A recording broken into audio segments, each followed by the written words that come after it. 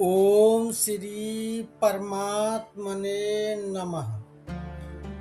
क्या कठोर तपस्या करने से ब्रह्म ज्ञान मिल जाता है? ज्ञान अनंत है, फिर तत्व ज्ञान के बाद जानना क्यों शेष नहीं रहता? और क्या तत्व ज्ञान प्राप्त होने के बाद भी ज्ञान और विवेक बढ़ता रहता है? आइए इन गहन आध्यात्मिक रहस्यों को समझते हैं। नमस्कार, प्रश्नोत्तर मणिमाला के तत्व ज्ञान प्रकरण में आपका स्वागत है। आज हम तपस्या, तत्व ज्ञान और ज्ञान वृद्धि के विषय में स्वामी राम सुखदास जी महाराज के दिव्य विचार सुनेंगे। ये प्रश्न प्रत्येक साधक की जिज्ञासा का समाधान करते हैं। पहला प्रश्न, क्या तपस्या से ब्रह्म ज्ञान हो सकता है? स्वामी जी बताते हैं कि तपस्या से ब्रह्म ज्ञान परंपरा से हो सकता है, प्रत्यक्ष रूप से नहीं। ज्ञान प्राप्ति के लिए विवेक, वैराग्य, शम, दम, श्रवण, मनन और निधिध्यासन जैसे आंतरिक साधन आवश्यक हैं। तपस्या बाह्य साधन है, आंतरिक नहीं। ये साधना में सहायक हो सकती है, पर स्वयं ब्रह्म ज्ञान का कारण नहीं बनती।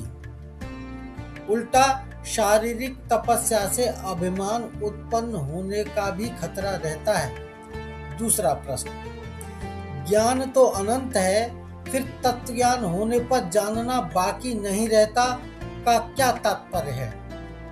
वास्तव में ज्ञान अनंत है।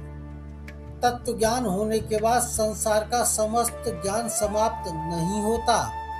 इसका अर्थ केवल इतना ही है कि साधक की मूल जिज्ञासा समाप्त हो जाती है। जैसे पानी पी लेने के बाद संसार का पानी समाप्त नहीं होता, केवल प्यास मिटती है। वैसे ही तत्व ज्ञान के बाद जानने की बेचैनी भी समाप्त हो जाती है। अंतिम प्रश्न, क्या तत्व ज्ञान होने के बाद भी ज्ञान बढ़ता रहता है? स्वामी जी कहते हैं, तत्व ज्ञान होने के बाद बोध में कोई परिवर्तन नहीं होता, परंतु जब तक शरीर रहता है तब तक पूर्व अभ्यास और स्वभाव के कारण व्यावहारिक विवेक बढ़ता रहता है। विवेक बढ़ने से निर्णय और व्याख्या अधिक स्पष्ट होती रहती है। नए नए दृष्टांत और युक्तियां सहज प्रकट होती हैं। यह वृद्धि आत्मा में नहीं, बल्कि व्यवहार और अभिव्यक्ति में होती है। इन तीनों प्रश्नों का सार यही है कि तत्व ज्ञान कोई बौद्धिक उपलब्धि नहीं है, यह जिज्ञासा की पूर्ण शांति है। तपस्या मार्ग में सहायक है और तत्व ज्ञान के बाद जीवन में विवेक की अभिव्यक्ति निरंतर परिष्कृत होती रहती है।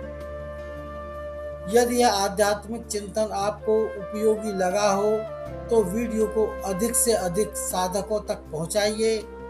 चैनल को सब्सक्राइब करें और प्रश्नोत्तर मणिमाला की इस ज्ञान गंगा से जुड़े रहें। जय श्री कृष्ण। ओम शांति शांति शांति।